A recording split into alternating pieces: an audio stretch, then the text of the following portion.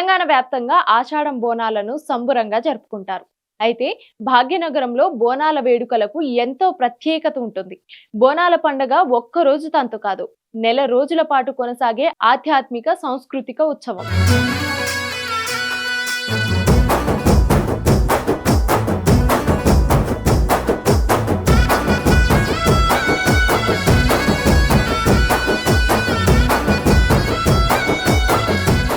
అయితే ఆంధ్రప్రదేశ్లోని విజయవాడలోను బోనాలు నిర్వహిస్తారని మీకు తెలుసా?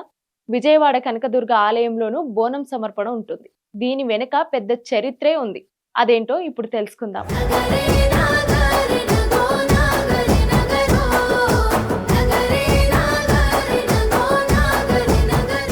విజయవాడ కనకదుర్గ ఆలయంలో బోనం సమర్పణ ఒక ముఖ్యమైన సాంప్రదాయం. మహిషాసుర మర్దిని రూపంలో అమ్మవారిని పూజించడానికి, భక్తుల కోరికలు తీర్చమని ప్రార్థించడానికి ఇక్కడ బోనాలను సమర్పిస్తారు. పురాణాల ప్రకారం కనకదుర్గ అమ్మవారు మహిషాసురుడనే రాక్షసుడిని సంహరించిన తర్వాత మహిషాసుర మర్దినిగా పూజింపబడుతోంది. ఈ విజయాన్ని జరుపుకోవడానికి ఇక్కడ భక్తులు బోనం సమర్పణ చేస్తారు.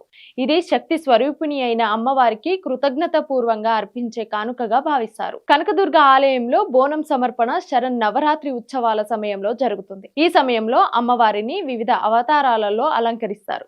భక్తులు బంగారు బోనం, పట్టు వస్త్రాలు, వడిబియ్యం లాంటి కానుకలను సమర్పిస్తారు. అయితే ఆషాఢ మాసంలో తెలంగాణ నుంచి బంగారు బోనాన్ని కనకదుర్గ ఆలయంలో సమర్పిస్తారు.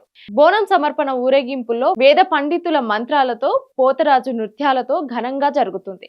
గతేడాది జూలై 14న భాగ్యనగర్ శ్రీ మహంకాళి జాతర బోనాల ఉత్సవాలు సందర్భంగా విజయవాడ కనకదుర్గమ్మకు బంగారు బోనం సమర్పించారు.